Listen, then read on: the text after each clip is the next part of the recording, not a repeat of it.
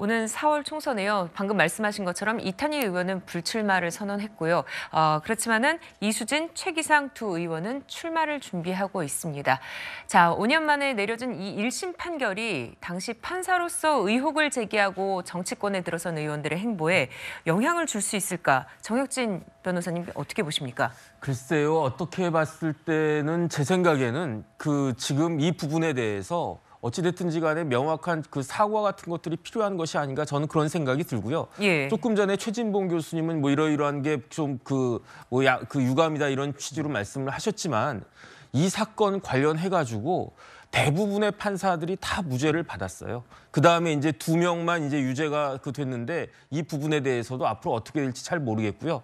제일 중요한 건 누구냐면은 제가 봤을 때 이제 양승태 대법원장은 대법원장이시니까 제일 높은 분이니까 지금 주목을 받을 수밖에 없는데 예. 실질적으로 제일 중요한 재판 판결은 임종원 차장에 대한 판결이 나올 겁니다. 네. 그 판결이 어떻게 보면은 제일 중요한 판결이 될 텐데 이제 이런 부분들에 대해서 모든 부분들이 다 1심에 무죄가 나오기 시작하고 그랬는데 앞으로 어떻게 될 것인지 여기에 대해서는 좀 사람들이 좀 생각을 해줘야 될 것 같다는 생각이 듭니다. 그러면 네. 이런 거잖아요. 아까 내가 그 얘기는 안 했는데 한동훈 지금 비대위원장이나 윤석열 대통령이나 당시에 수사를 했던 분들이에요. 예, 그럼 맞습니다. 그분들의 수사가 잘못된 겁니까?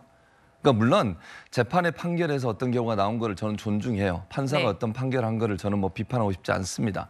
그러나 국민의 복광기에서 그게 잘못됐고 당시 검사들도 그 부분이 문제가 있다고 판단해서 수사를 시작하지 않았겠어요?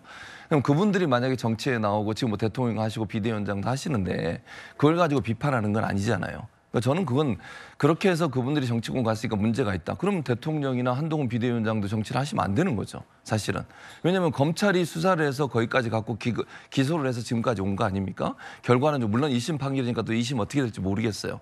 검찰이 계속 할지 아니면 항소를 안 할지 모르겠는데 그런 부분 가지고 문제를 삼아가지고 정치에 들어오고 못 오고를 결정하는 문제는 저는 타당하지 않다고 생각합니다. 네, 박성규 의원님, 이번 판결로 인해서 윤석열 대통령이나 한동훈 비대위원장이 좀 뭔가 타격을 입거나 이럴 가능성도 있을까요? 사법부의 영역으로 넘어가서 1심 판결이 나온 것이고 이제 항소심 뭐 대법원 판결까지 가겠죠. 그런 부분들은 법원이 어느 편에 유리한 판결을 하면 이 평가들이 정치권의 평가가 확 달라지거든요. 사법부의 판결을 존중하고 신뢰한다. 근데 또 이게 자기에게 불리하면 또 이렇게 판결이다. 이제 이거는 정치의 영역은 아닙니다. 그리고 당시에 서울중앙지검장과 3차장은요.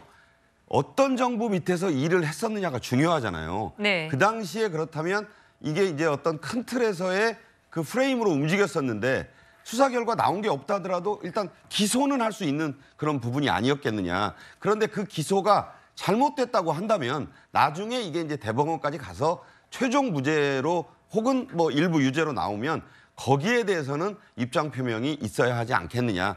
그렇게 생각합니다, 저는. 네.